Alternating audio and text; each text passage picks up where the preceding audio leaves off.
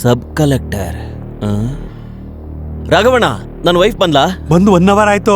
ಓ ಮೈ god, ಮನೇಲಿ tiffin ಮಾಡಿಲ್ಲ, ಅದಕ್ಕೆ ಇಲ್ಲೇ ಬಂದ್ಬಿಟ್ಟೆ. ಹೋಗ್ ನೋಡ್ತೀನಿ. ಸೀತಾ, ಏಯ್ ಸೀತಾ, ನೀನ್ ಯಾವಾಗ ಬಂದೆ? ಫೋನ್ ಮಾಡಿ ಹೇಳ್ಬೇಕಲ್ವಾ ನಾನು ಬಂದಿದ್ದೀನಿ ಅಂತ. Constable 2 coffee. ಸಕ್ಕರೆ ಜಾಸ್ತಿ ಬೇಕಾ ಕಮ್ಮಿ ಬೇಕಾ? Stop it. ನಿಮ್ ಬಗ್ಗೆ ವಿಚಾರಿಸಕ್ ಬಂದಿರೋ ಹೆಂಡತಿ ಅಲ್ಲ ನಾನು. I am sub collector Sita Lakshmi on duty.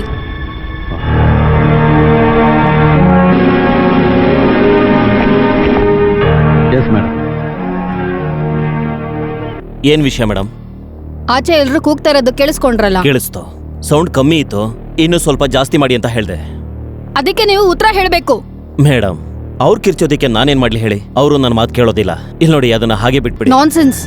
Suspend ಆಗಿರೋ CA ರಾಜೀವ್ ಜೋಸೆಫ್ ನಿರಪರಾಧಿ ಅಂತ ನಿರೂಪಿಸಕ್ಕೆ ಮುಖ್ಯವಾದ ಆಧಾರಗಳು ಎಂಕ್ವೈರಿ ಕಮಿಷನ್ ಹತ್ರ ಸಬ್ಮಿಟ್ ಮಾಡಕ್ ಬಂದಾಗ ಕೊಲೆಯಾದ ಹುಡುಗಿನೇ ಆ ಪಾರ್ವತಿ. ಆ ಪಾರ್ವತಿ ಕೊಲೆ ಕೇಸಲ್ಲಿ ಸುಮಾರು ಎವಿಡೆನ್ಸ್ ನಿಮ್ಮ ಹತ್ರ ಇದೆ ಅಂತ ನಾನು ಕೇಳ್ಪಟ್ಟೆ. ಹಾಗಿರುವಾಗ ಅಕ್ಯೂಸ್ನ ಯಾಕಿನ್ನೂ ಅರೆಸ್ಟ್ ಮಾಡಿಲ್ಲ?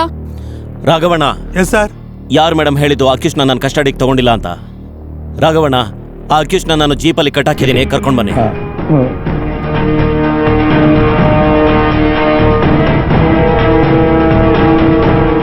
ಪೋಸ್ಟ್ ಮಾರ್ಟಮ್ ರಿಪೋರ್ಟ್ ಇಂದ ಹಿಡಿದು ಎಲ್ಲ ರಿಪೋರ್ಟ್ನಲ್ಲೂ AK-47 ಗನ್ನ ಯೂಸ್ ಮಾಡಿದ್ದಾರೆ ಅಂತ ನನಗೆ ರಿಪೋರ್ಟ್ ಬಂದಿದೆ. ಇದಕ್ಕೂ ಮುಂಚೆ AK-47 ಯೂಸ್ ಮಾಡಿದ ಆ ಅಕ್ಯೂಸ್ಗೆ 2 ದಿನಗಳ ಮುಂಚೆ ಜಾಮೀನು ಸಿಕ್ಕಿದೆ ಅನ್ನೋ ಇನ್ಫಾರ್ಮೇಶನ್ ಕೂಡ ನನಗೆ ಸಿಕ್ಕಿದೆ. ಅದಕ್ಕೆ ಅವನ್ನ ನನ್ನ ಕಸ್ಟಡಿಗೆ ತಗೊಂಡಿದ್ದೀನಿ. ಇವನ್ನ ಪೂರ್ತಿಯಾಗಿ ವಿಚಾರಣೆ ಮಾಡಿದ್ರೆ ಪ್ರತಿಯೊಂದು ಡೀಟೇಲ್ಸ್ನು ಇವನೇ ಹೇಳ್ತಾನೆ. ನಾನು ಹೇಳೋದಿಲ್ಲ ಸರ್. ಏನು ನೀನ್ ಹೇಳಲ್ವಾ? ನನಗೆ ಡೀಟೇಲ್ಸ್ ಎಲ್ಲ ಏನು ಗೊತ್ತಿಲ್ಲ ಸರ್. ನೀವು ಊಟ ಕೊಟ್ಟು ನನಗೇನಾದ್ರೂ ಪ್ರಶ್ನೆ ಕೇಳಿದ್ರೆ ಎಲ್ಲ ನಾನೇ ಮಾಡಿದ್ದು ಅಂತ ನಾನೇ ಒಪ್ಕೊಂಡ್ಬಿಡ್ತೀನಿ ಸರ್. ನೀವೇನಾ ಕೊಲೆ ಮಾಡಿದ್ದು? ಹೌದು, ನಾನೇ ಆ ಕೊಲೆಗಾರ. Yes, I did it. ಯಾಕಾಗಿ ನೀವು ಅವಳನ್ನ ಕೊಲೆ ಮಾಡಿದ್ದು? ಕೊಲೆಯಲ್ಲಿ ಪ್ರಶ್ನೆ ಇಲ್ಲ. ನಾನ್ ಕೊಂದ್ಬಿಟ್ಟೆ. ಗನ್ ಇದ್ದಿದ್ರೆ ಸುಟ್ಕೊಳ್ತಿದ್ದೆ, ಇಲ್ಲ ಅಂದ್ರೆ ಒಡೆದ್ ಸಾಯಿಸ್ತಿದ್ದೆ. ಕೇಳಿದ್ರಲ್ವಾ, ಕೊಲೆಗಾರನೇ ಕೊಲೆ ಮಾಡಿದ್ದೀನಿ ಅಂತ. ಅಯ್ಯ, ಹೀಗ್ ಮಾತಾಡೋದನ್ ಬಿಟ್ಟು ಆ ಮೀಡಿಯಾದವ್ರನ್ನ ಕರೀರಿ. ನಾನ್ ಕೊಲೆ ಮಾಡಿರೋ ಒಂದ್ ಸಂತೋಷದ ವಿಷಯ ಈ ಊರ್ನವ್ರಿಗೆ ಗೊತ್ತಾಗ್ಲಿ. ರಾಘವಣ್ಣ, ಲಾಕ್ ಹಿಮ್. Yes sir. ಏನಾಯ್ತು? ಬರ್ಲಿಲ್ಲ ಅಂದ್ರೆ ಎತ್ಕೊಂಡು ಹೋಗ್ತೀರಾ? ಏಯ್, ನೀವೇನಕ್ಕೆ ಬಾಗ್ಲು ಹಾಕ್ತಿದ್ದೀರಾ? ಅದಕ್ಕಲ್ಲ, ನಾನೀಗ ಮಾತಾಡ್ತಾ ಇರೋದು ಸಬ್ ಕಲೆಕ್ಟರ್ ಸೀತಾಲಕ್ಷ್ಮಿ ಜೊತೆ ಅಲ್ಲ, ನನ್ನ ಹೆಂಡತಿ ಜೊತೆ. ನಾವಿಬ್ರು ಒಟ್ಟಾಗಿ ಸೇರ್ಕೊಂಡ್ರೆ ಇಡೀ ಊರೇ ಏನು ಮಾಡಕ್ಕಾಗಲ್ಲ. ಸಿಟಿ ಹತ್ರದಲ್ಲೇ ಒಂದು ದೊಡ್ಡದಾದ ಮನೆ ತುಂಬಾ ಓಡಾಡೋ 1 ಡಜನ್ ಮಕ್ಕಳು. ಅವ್ರು ಓದು, ವಿದ್ಯಾಭ್ಯಾಸ, ಅದಕ್ಕೆಲ್ಲ ಹಣ ಬೇಕು ಅಲ್ವಾ? ಈ ಗೌರ್ಮೆಂಟ್ ಕೊಡೋ ಸಂಬಳದಿಂದ ನಾವ್ ಏನು ಮಾಡೋದಿಕ್ಕಾಗಲ್ಲ. ಅದಕ್ಕೆ ನಾವಿಬ್ರು ಒಂದಾದ್ರೆ ಏನ್ ಬೇಕಾದ್ರೂ ಮಾಡ್ಬೋದು. ನೋಡು, ಇಲ್ಲಿ ನೋಡಿದ್ಯಾ? 1 ಲಕ್ಷ ಒಂದೇ ನಿಮಿಷದಲ್ಲಿ ಬಂದಿರೋ ದುಡ್ಡು. ಕೊಲೆಗಾರನ ತಪ್ಪಿಸ್ಕೊಳಕ್ಕೆ ಹೆಲ್ಪ್ ಮಾಡಿದ್ದಕ್ಕೆ ತಾನೇ ಇದು ಅಲ್ವಾ? ನಾನು ಇದನ್ನ ಬೇಡ ಅಂದ್ರೆ ನನ್ನ ಮೇಲ್ನವ್ರು ತಗೋತಾರೆ. ಅದಕ್ಕೆ ನನ್ನಿಟ್ಕೊಂಡೆ ಅವರು ಎಸ್ಕೇಪ್ ಆಗ್ಲಿ. ಅದಕ್ಕೆ ನಾನು ಈ ದುಡ್ಡು ತಗೊಂಡಿದ್ದು. ಒಂದ್ ಸಬ್ ಕಲೆಕ್ಟರ್ ಹತ್ರ ಮಾತಾಡ್ತಿದ್ಯಾ ಅಂತ ತಿಳ್ಕೊ. ಇಲ್ಲ, ನನ್ನ ಹೆಂಡತಿ ಹತ್ರ. ನನಗ್ ಗೊತ್ತು ಏನ್ ಮಾಡ್ಬೇಕು ಅಂತ. ಬಾಗ್ಲಿ ತೆಗಿ. Seetha. Okay okay okay.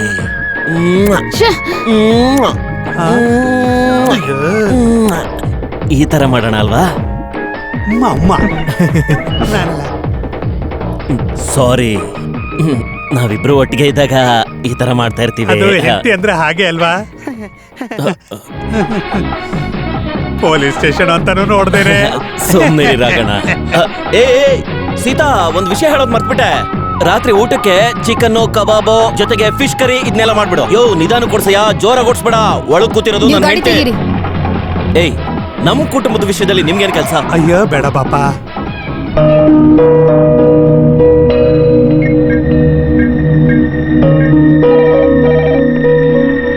Hello. Vigilance and aunty corruption department.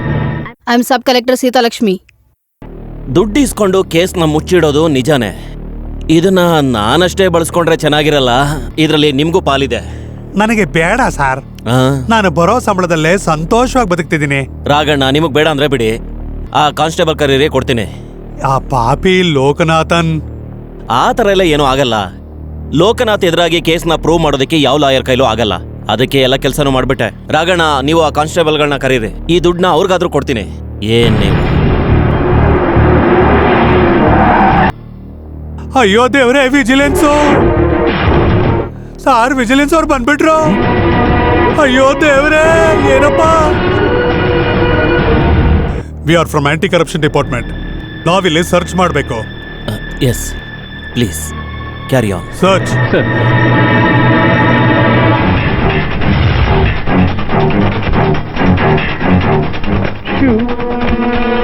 ನಿಮ್ಮನ್ನ ಸ್ವಲ್ಪ ಚೆಕ್ ಮಾಡ್ಬೇಕು. ನಾನೇನು ತಗೊಂಡಿಲ್ಲ. ಆ, ಇಲ್ಲಿ ಯಾರೂ ತಗೊಂಡಿಲ್ಲ. ನಿಮ್ಮನ್ನು ಸ್ವಲ್ಪ ಸರ್ಚ್ ಮಾಡ್ಬೇಕು. My body. Yes, okay. ಕಮಾನ್.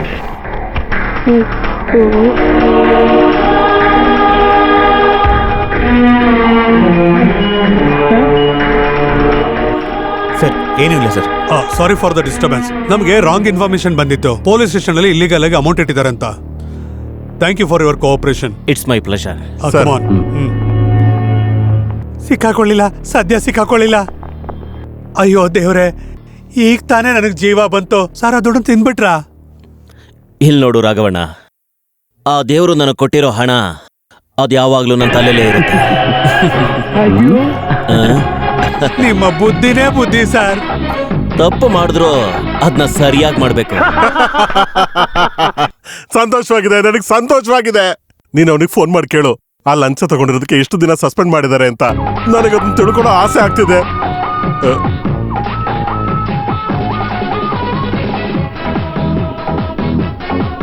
ನೋಡಿ ನೋಡಿ ಎಲ್ರು ನೋಡಿ, ವಿಜಿಲೆನ್ಸ್ ಕಂಡಿಡಿಯೋಕಾಗ್ದೇ ಇರೋ ದುಡ್ಡು ನನ್ನನ್ನ ಯಾರೋ ಹುಚ್ಚು ನನ್ನ ಮಗ ಹಿಡ್ಕೊಡ್ಬೇಕು ಅಂತ ನೋಡ್ದ. ಅಮ್ಮ, ನೀವ್ ಯಾವತ್ತಾದ್ರೂ ನಿಮ್ ಗಂಡನ್ನ ಹಿಡ್ಕೊಡೋದಕ್ಕೆ ಟ್ರೈ ಮಾಡಿದೀರಾ? ಮಾನ ಮರ್ಯಾದೆ ಇರೋರಲ್ಲ ಅವರೆಲ್ಲ. ನಾನು ತಂದೆ ಆಗ್ತೀನಿ, ಆಗ ನನ್ನ ಮಗ ಹೇಳ್ತಾನೆ ನಮ್ಮ ಅಪ್ಪ ಎಷ್ಟು ಒಳ್ಳೆಯವನು ಅಂತ. ಅದಕ್ಕೆ ನನಗೊಂದ್ ಚಾನ್ಸ್ ಕೊಡು. ಗೋವಿಂದ ಮಾವ, ಈ ದುಡ್ಡನ್ನ ಬಚ್ಚಿಡೋದಕ್ಕೆ ಸಬ್ ಕಲೆಕ್ಟರ್ ಮನೆನೇ ಸೇಫ್. ಇಲ್ಲಿ ರೈಡ್ ಎಲ್ಲ ನಡೆಯಲ್ಲ. ಒಂದ್ ವೇಳೆ ರೈಡ್ ನಡೆದ್ರು ನಾನ್ ಸಿಕ್ಕಾಕ್ಸೋದಿಕ್ಕೆ ಒಬ್ರಿದಾರಲ್ಲ. ಅದಕ್ಕೆ ಸಾಕ್ಷಿ ಇಲ್ವಲ್ಲ. ಅಯ್ಯೋ, ಸ್ವಲ್ಪ ಹಿಡ್ಕೊಳ್ಳಿ ಇಲ್ಲಿ. ಇವಾಗ ಕೊಡಿ ಇಲ್ಲಿ. ಹೇಗೆ? Finger print.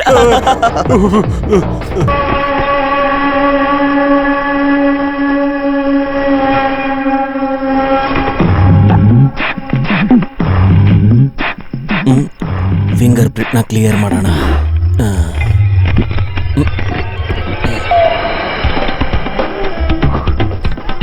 ಈ ಚೆಟ್ಟಿಯಾರ ಎವಿಡೆನ್ಸ್ನೆಲ್ಲ ಎಲ್ಲಿಟ್ಟಿದ್ದಾರೆ ಗೊತ್ತಿಲ್ವೇ? ಸಿಕ್ತು.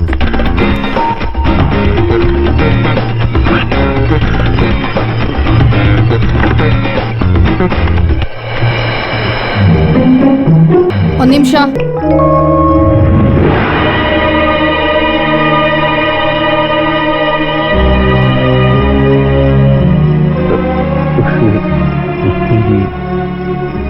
ಆ ಬ್ಯಾಗ್ ಕೊಡಿ ಇಲ್ಲಿ.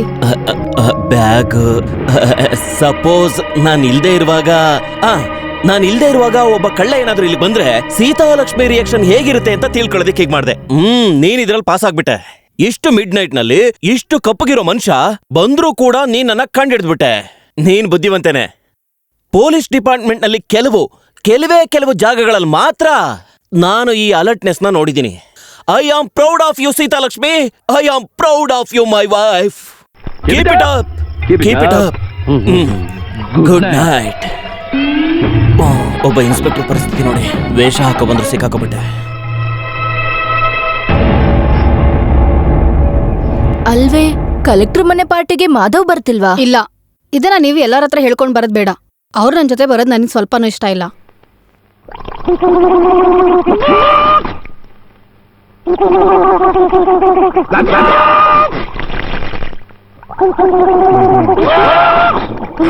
ನಾನ್ ಮೊಟ್ಟೆ ತಿನ್ಬೇಕಾದ್ರೆ ಇವ್ನು ಯಾಕೆ ಕೋಳಿ ತರಕ್ ಹೋಗ್ತಾ ಇದ್ದಾನೆ? ಇದೇನು ಇವ್ನು ಹಾಕಿದ ಮೊಟ್ಟೆನ? ಮನುಷ್ಯರಿಗೆ ನೆಮ್ಮದಿಯಾಗಿ ಊಟ ಮಾಡೋದಕ್ಕೂ ಬಿಡೋದಿಲ್ಲ ನನ್ ಮಗ. ನನ್ ಮೊಟ್ಟೆ ಹೋಯ್ತು. ಯಾಕೆ ನೀನ್ ಹೀಗ್ ಮಾಡ್ತಾ ಇದೀಯಾ? ಗೋವಿಂದ್ ಮಾವ, ನಾನು ಗರ್ಭವತಿಯಾಗಿದ್ದೇನೆ. ದೇವ್ರೆ, ಹೀಗೆಲ್ಲ ನಡೆಯುತ್ತಾ? ಒಳ್ಳೇದಾಯ್ತು, ಮದುವೆ ಮಾಡ್ಕೊಳ್ತಾ ಇರತ್ತೆ. ಒಂದ್ ವೇಳೆ ಸಿಸೇರಿಯನ್ ಮಾಡ್ಬೇಕಿದ್ರೆ ಅಯ್ಯೋ.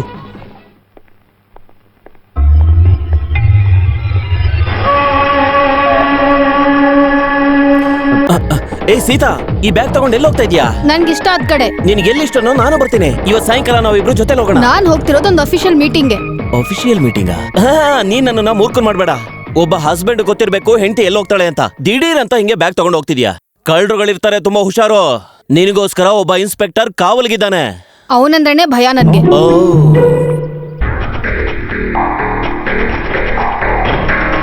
ಈ ಎವಿಡೆನ್ಸ್ಗಳೆಲ್ಲ ನಮ್ಮನೆಗಿಂತ ನಿಮ್ಮನೆನಲ್ಲೇ ಸೇಫ್ ಆಗಿರುತ್ತೆ, ಅದಕ್ಕೆ ತಗೊಂಡ್ ಬಂದಿದ್ದೀನಿ.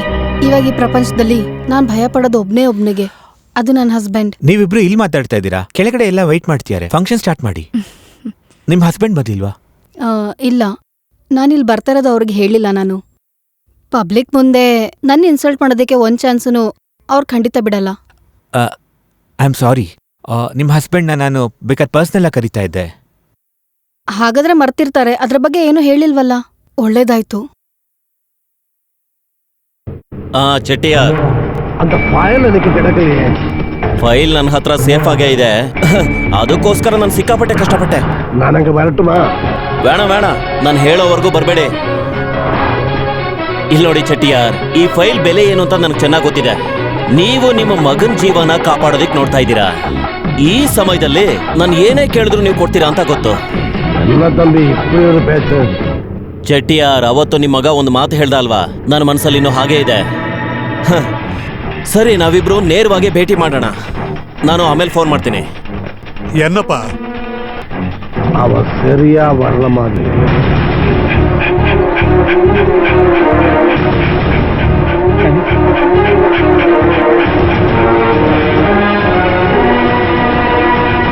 ಸರ್, ಏನ್ ಸರ್ ಪೊಲೀಸ್ನೆಲ್ಲ ಕರ್ಕೊಂಡ್ ಬಂದು? ಕಲೆಕ್ಟರ್ ಮನೇಲಿ ನಿನ್ನೆ ಕಳ್ತನ ಆಗಿದೆ. ನಾಯಿ ವಾಸನೆ ಹಿಡಿದು ಇಲ್ಲಿ ತನಕ ಬಂದಿದೆ. ಏನು?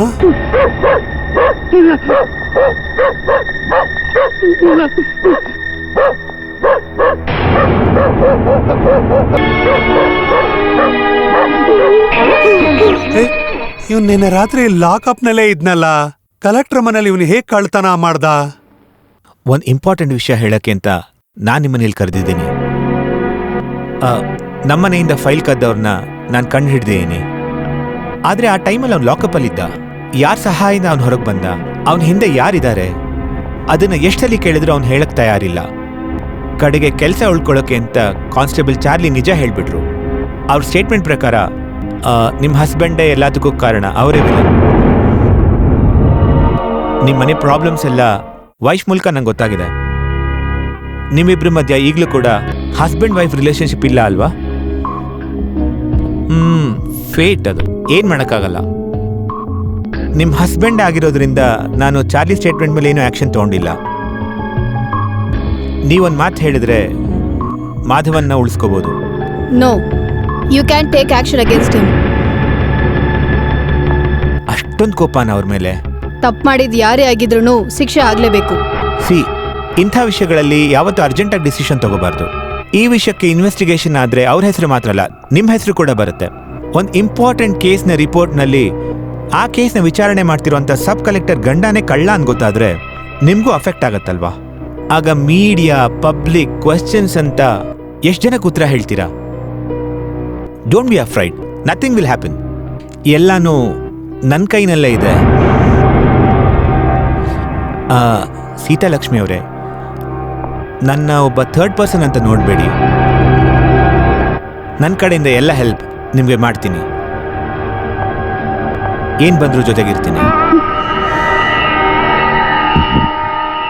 ಕೈ ತೆಗಿ. ಏನಾಗಲ್ಲ, ಯಾರಿಗೂ ಗೊತ್ತಾಗಲ್ಲ. ನೀ ನನ್ನ ಬಗ್ಗೆ ಏನೋ ತಿಳ್ಕೊಂಡಿದ್ಯಾ? ನಿನ್ನ ಅಗೇನ್ಸ್ಟ್ ಆಗಿ ಏನಾದ್ರೂ ನಾನು ಆಕ್ಷನ್ ತಗೊಂಡ್ರೆ ನೀನ್ ಯಾವತ್ತೂ ಪೊಲೀಸ್ ಆಗಕ್ ಸಾಧ್ಯ ಇಲ್ಲ. ಅದನ್ನ ನಾನು ಮಾಡದೇ ಇರೋದಕ್ಕೆ ಅದಕ್ಕೆ ಕಾರಣ ನಿಮ್ ವೈಫ್ ಮಾತ್ರ. Mind it.